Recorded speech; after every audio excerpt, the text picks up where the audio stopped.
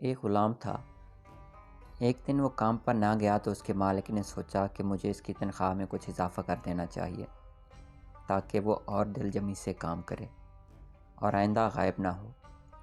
اگلے دن مالک نے اس کی تنخواہ سے زیادہ پیسے اسے دیے جو اس نے خاموشی سے رکھ لیے، لیکن کچھ دنوں بعد وہ دوبارہ غیر حاضر ہوا تو اس کے مالک نے غصے میں آ کر اس کی تنخواہ میں کیا گیا اضافہ ختم کر دیا اور اس کو پہلے والی تنخواہ ہی دی۔ غلام نے اب بھی خاموشی اختیار کی تو مالک نے کہا، جب میں نے اضافہ کیا تو تم خاموش رہے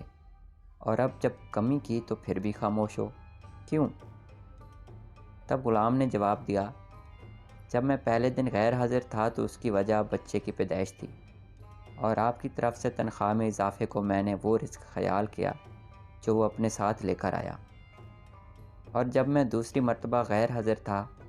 تو اس کی وجہ میری ماں کی وفات تھی، اور آپ کی طرف سے تنخواہ میں کمی کو میں نے وہ رزق خیال کیا جو وہ اپنے ساتھ واپس لے گئی۔ پھر میں اس رزق کی خاطر کیوں پریشان ہوں جس کا ذمہ خود اللہ نے اٹھایا ہوا ہے؟